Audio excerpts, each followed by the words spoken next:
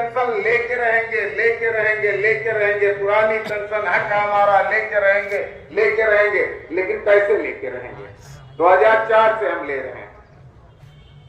उसके लिए वो चाहे पूर्व के वक्ता ने साड़ का उदाहरण दिया और चाहे कोई अन्य उदाहरण हो, हमको तो संघर्ष आर पार का करना होगा। सिर्फ चुनाव के ही दौरान हमको पेंशन याद करने से काम नहीं चलेगा।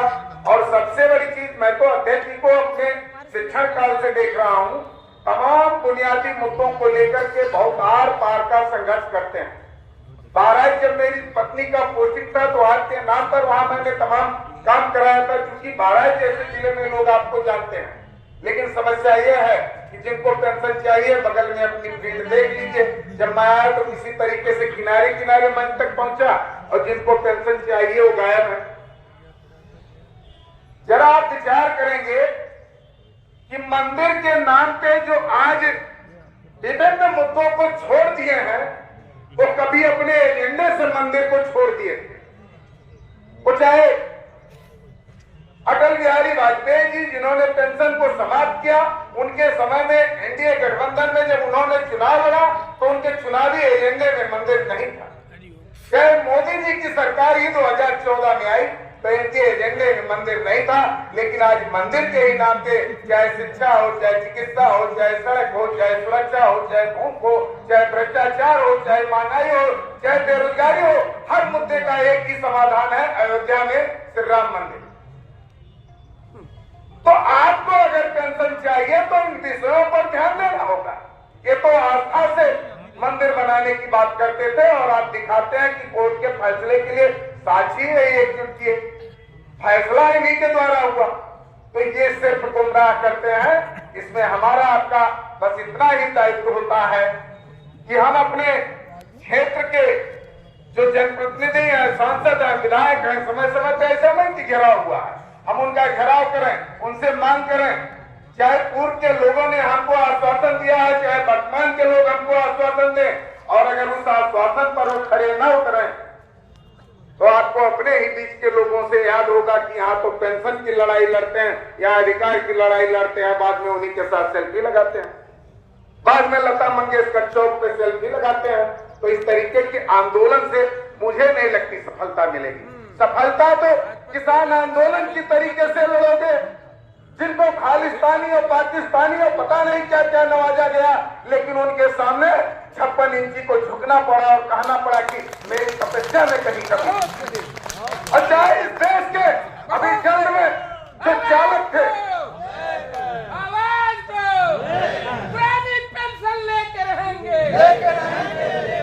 दमन में तेरे दम है कितना, देख लिया है, देखेंगे। पुरानी पेंशन बहाल हो।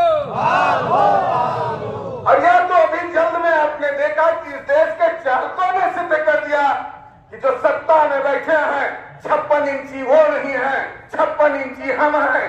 देश का संचालक इस देश का चालक है, ना कि दिल्ली में बैठा हुआ व्यक्ति ही असली चालक है। जुमले से देश नहीं चलेगा, ये आपको तय करना होगा। जुमले में नहीं जीना होगा, सपने में नहीं जीना होगा, क्योंकि मनमोहन की सरकार में तो केवल एक सपना हमने देखा था और उस सपने को अध्यक्ष जी हमें लगता है कि वर्तमान की सरकार ने उसको महामंत्र बना लिया है। क्योंकि जब इस देश में मनमोहन सरकार में महंगाई और भ्रष्टाचार चरम पर था तो कानपुर के पास संत शोभन ने भी 1 लाख टन सोना खोदे जाने का सपना देखा था। और तब हमने कहा था कि इस देश में फैली है जो चारों तरफ महंगाई, उससे निपटने हेतु हो रही खुदाई, इस खुदाई से मिलेगा 1 लाख टन सोना, जिसका सबूत है संत शोभन जी का सपना। तो कविता बहुत लंबी है, लेकिन वही सपना आज ये सरकार आपको दिखाने का काम कर रही है।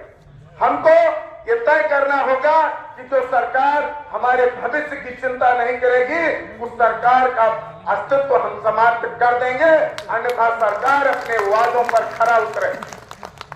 और मैं निर्देशों का बहुत पालन करता हूं, शिक्षा विभाग से हूं तो निर्देशों का पालन होना चाहिए।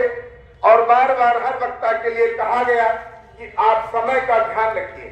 तो बस इतना कहना चाहूंगा कि शिक्षक परिवार से हूं और जो लोग कहते हैं कि पेंशन की जरूरत क्या है कर्मचारियों, अरे सरकार के हर एक मूलभूत योजनाओं को जन जन तक पहुंचाने का काम ये कर्मचारी ही करता है।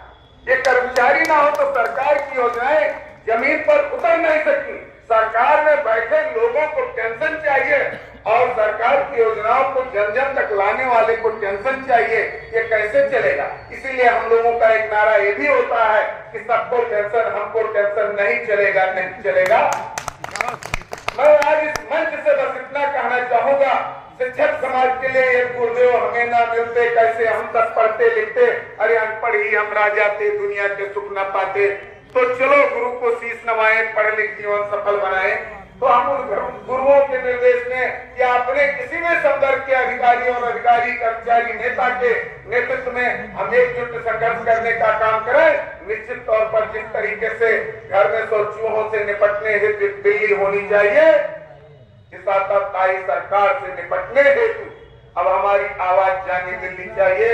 अब हमारी आवाज जानी दिल्ली चाहिए और जिस दिन दिल्ली हमारी आवाज जाएगी तो हमें कहना चाहेंगे कि जमीन हिला देंगे, वो आसमान भी हिला देंगे। अरे जमीन हिला देंगे, वो आसमान भी हिला देंगे। जरूरत पड़ी तो सोती हुई धरती माँ को जगा देंगे। अब कसम है सभी संदर्भ के कर्मचारियों की, जिस दिन हम एकजुट हुए हम पेंशन लेके रहेंगे और अगर पेंशन नहीं मिला तो इस देश की सत्ता में बैठी सरकार का अस्तित्व मिटा देंगे। इस देश की सत्ता में बैठी सरकार का अस्तित्व मिटा देंगे। इसी के साथ हम अपनी बारी को विराम दें। इतना कहेंगे कि आज के बीच के जो भी साथी यहाँ से दही छोड़ के चले गए हैं उनको बताइएगा कि मंच पे जितने लोग विराजमान हैं इसके आधे लोगों के साथ भी आपके बस्ती शहर में प्रवेश के लिए टूटे हमारे पुल के लिए मैंने जो आमरण अनशन 23 दिन किया था वो इसके आधे लोग भी नहीं थे। लेकिन जब मैं सुबह 10 बजे वहां बैठता था तो 5 बजे तक उठने का काम नहीं करता था। और अगर आप गद्दे पर नहीं बैठ सकते हो 4 घंटा तो फिर पेंशन की लड़ाई कैसे लड़ेंगे और आपका नेतृत्व कैसे बड़ा फैसला लेगा? अगर एक बार आप जज्बे के साथ इस आंदोलन में अपना समर्पण भाव दिखाएंगे तो मैं समझता हूं कि आपके नेतृत्व करता है निर्णय लेने में सक्षम हो जाएंगे कि अब ये आंदोलन तब तक चलता रहेगा जब तक हम पेंशन ले नहीं लेंगे, तब तक हम उठेंगे नहीं। इस जिले में, इस सूबे में, इस देश में इतने कर्मचारी हैं कि अगर हर 100 कर्मचारी में से एक कर्मचारी छुट्टी लेकर के और टाइम टू टाइम यहाँ बैठेगा तो एक प्रांगण खाली नहीं रहेगा। सूबे का कोई जिला नहीं होगा जहाँ का जिला बेसिक शिक्षा कार्यालय सालों साल हम लोग जो है बंद करने के लिए बाध्य नहीं कर देंगे, जिला कार्यालय बंद करने के लिए बाध्य नहीं कर देंगे और एक दिन का अवकाश अपने भविष्य के लिए लिया जा सकता है। आने वाले दिनों में हम अपने संघर्ष को पूर्ण समर्थन, पूर्ण मनोयोग से लड़ें, यही हमारा सुझाव है। निश्चित तौर पर हम एकजुट और आर पार संघर्ष करेंगे तो हम अपना अधिकार प्राप्त करेंगे। इसी के साथ हम वाणी को देंगे विराम। जय हिंद, जय भारत, जय कर्मचारी समाज।